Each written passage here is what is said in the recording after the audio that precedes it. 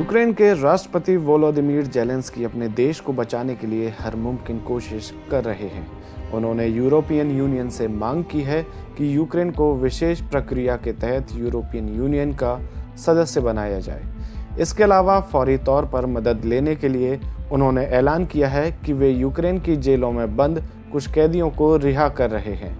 उन्होंने कहा कि मार्शल लॉ के तहत उन सभी कैदियों को छोड़ा जा रहा है जिन्हें युद्ध का अनुभव है या जो युद्ध लड़ सकते हैं। इस तरह से वे सभी कैदी अपने अपराधों की भरपाई कर इस आतंकवाद विरोधी अभियान में हिस्सा ले सकेंगे।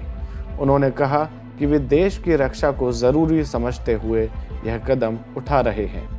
वॉशिंगटन पोस्ट में एनाबेल टिमसेट, एडम टेलर और एमी चेंग की छपी एक खबर के मुताबिक यूक्रेन के राष्ट्रपति जेलेंस्की ने सभी देशों के नागरिकों से इस युद्ध में हिस्सा लेने की अपील की है और कहा है कि जो भी यूक्रेन की रक्षा के लिए आएगा उसके लिए वीजा की जरूरत भी खत्म कर दी गई है।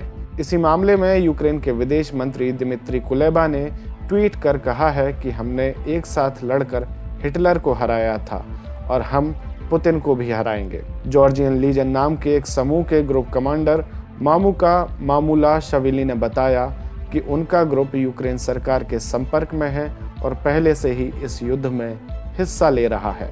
उनके ग्रुप में 200 हथियारबंद सैनिक हैं और वे रूसी आर्मी का मुकाबला कर रहे हैं। इनमें से ज़्यादातर सैनिक जॉर्जिया से और कुछ ब्रिटेन, अमेरिका और अल्बानिया जैसे देशों से हैं।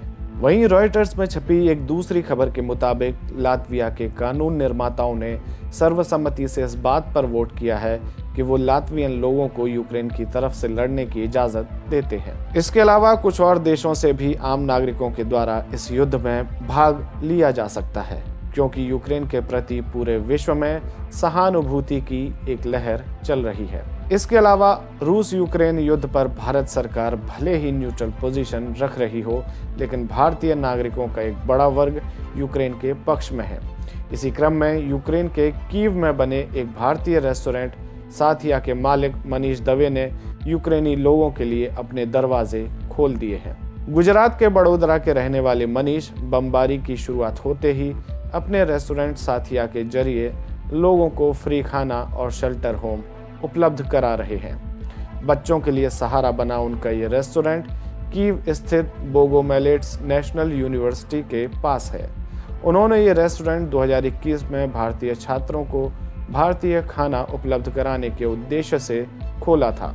वहीं इससे अलग भारत में केंद्रीय मंत्री प्रहलाद जोशी के बयान से बवाल मच गया है। दरअसल जोशी ने बयान दिया था कि विदेश में पढ़ने वाले 90% स्टूडेंट नीट पास नहीं कर पाते।